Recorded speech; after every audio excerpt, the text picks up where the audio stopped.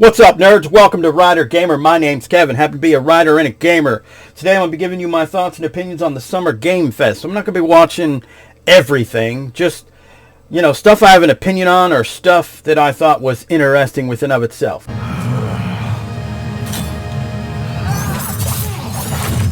have had enough of you. Then go before I put you down. Fight.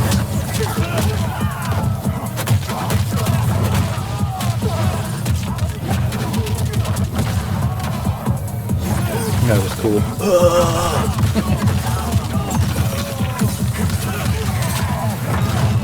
Today, you have proven worthy of joining us. Come, there are other champions I must gather. What do you want? Sento. It's my family blade. Sento's mine. Fun fact, I was actually just listening to an audiobook on writing, and it was talking about like medical injuries. And oh my god, like all of their x-ray stuff, these motherfuckers would be dead instantly.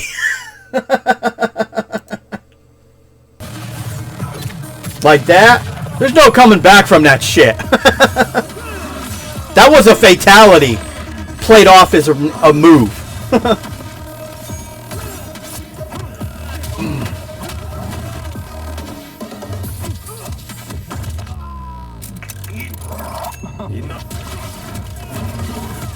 I don't really know why they went with this. I mean, granted, they're doing this whole like revamping of the characters, like Sub-Zero and Scorpion are brothers now, which doesn't inherently bother me. I think that could be a new dynamic to the characters.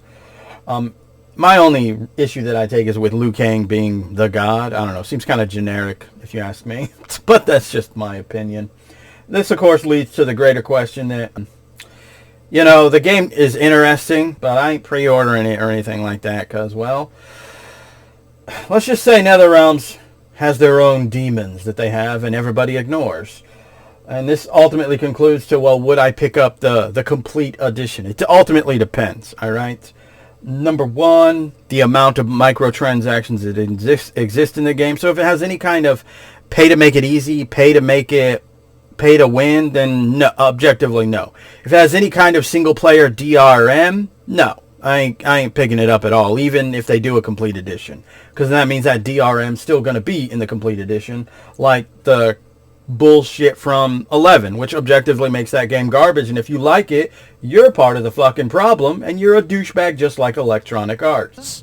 Another legendary gaming hero is set to return later this year in a brand new game built from the ground up in a style that I think is going to get this fan base and longtime fans of video games. I've actually never played a Sonic game. Here's another Summer Game Fest global game announcement. New thrills. I was more of a Mario. Classic feel.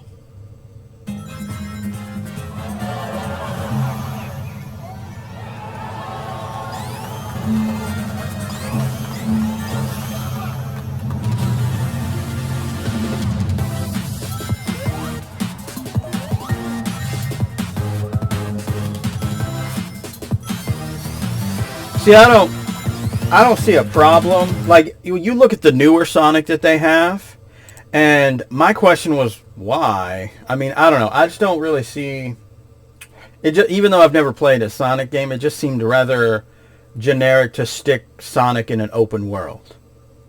I mean, some people have said it works. Some people have says it doesn't work. So, subjective within of itself.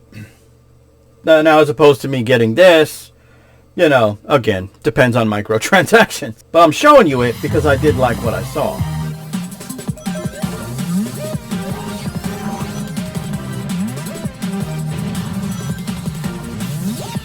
Although the beginning transition, when he went like from 2D to this like 2D, 3D, I think that would be cool if they actually had levels that were like that. They transitioned from both to one. I think that would have been a nice play. They probably don't have that, but I think it would have been cool if they would have. Well, if you're wondering exactly... You talk too much.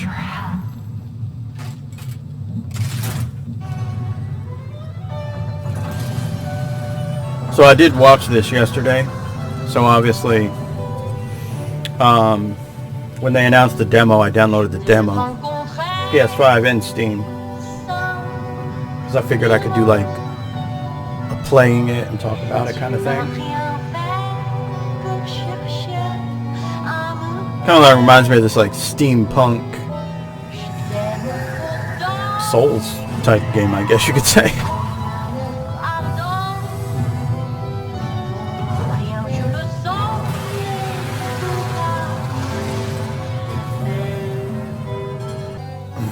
But yeah, my overall thoughts on this particular one is it's interesting. Obviously, I downloaded the demo, so I'm checking that out.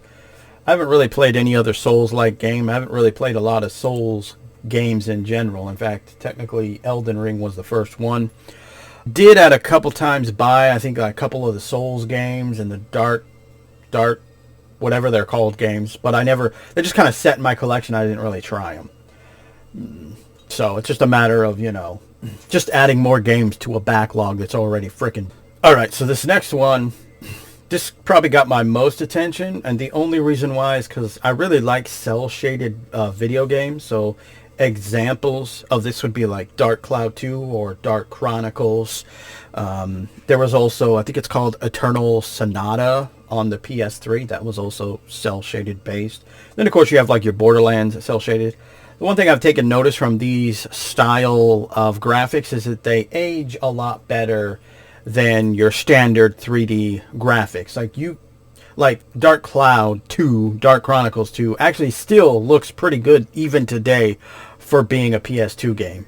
This goes with most cel-shaded games that are on the PlayStation 3 as well. They still look relatively good in comparison to their normalized graphical counterpart games.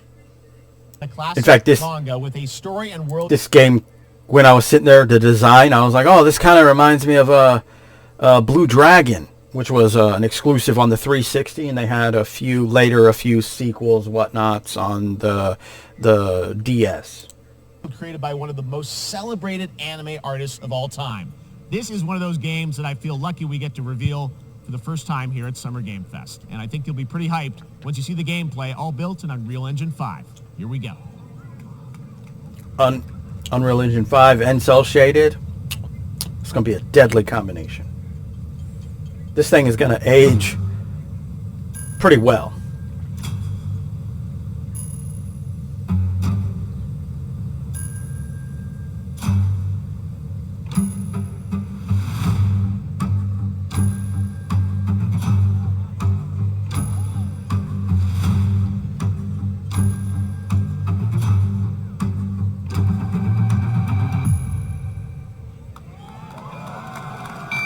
See, I enjoy the shit out of Dragon Ball, Dragon Ball Z, the franchise in general. It was like the second anime I was ever introduced to. So, in any game that uses that art style, I'm pretty much on board with. So, I ain't gonna lie, this is probably a game I will pre-order.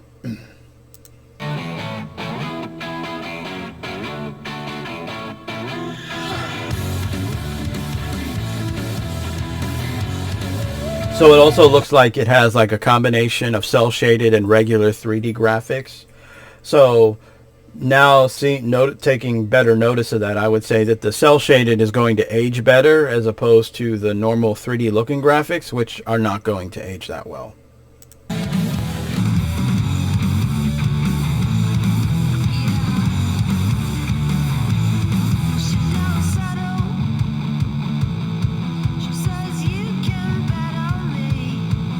So yeah, and again, this isn't about showing the entire whatever I'm interested in, just showing a little bit, and then I kind of give you my thoughts and opinions on said subject.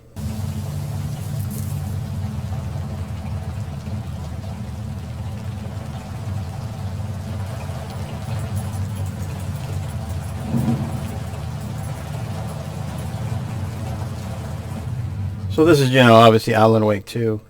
I haven't played Alan Wake 1. I did recently buy this remaster.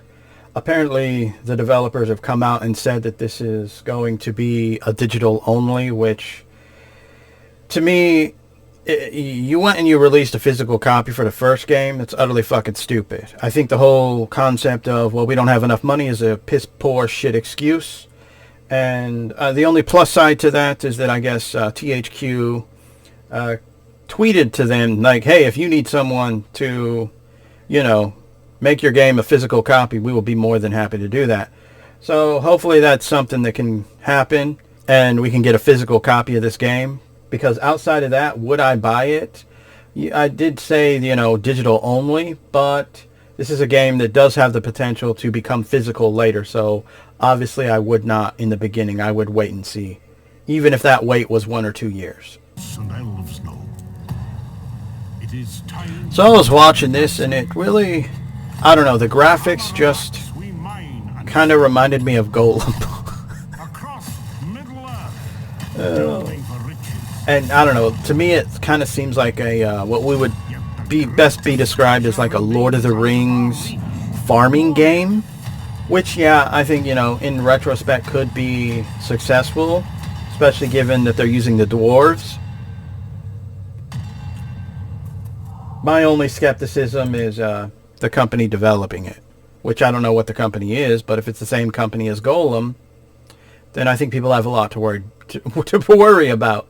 And even if it isn't, from looking at the graphics, it's looking a little PS3 if you ask me. Sometimes it's because Marvel Snap is garbage. a little bit unlucky. Marvel Snap is trash.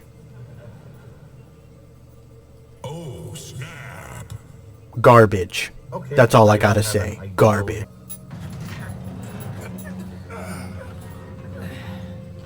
So this was their big reveal. They even made this like as a point, like, hey, we got something real special at the end. And they basically hyped it up, and it just turned out to be fucking Final Fantasy VII the remake. I know there are people who are going to be excited about it, but to me it's like, that's nothing new. We're already familiar with this. What's Cloud been doing this past 5 years? I mean, to me, big reveals should be shit we don't fucking know. Could Summer Game Fest pull a bigger E3 fucking stupidity moment than this bullshit right here? We're going to hype up the end, and it's going to be completely deflated from something that people are already aware of. Anyway, that's my thoughts and opinions in regards to this. What did you think about it? Comment below.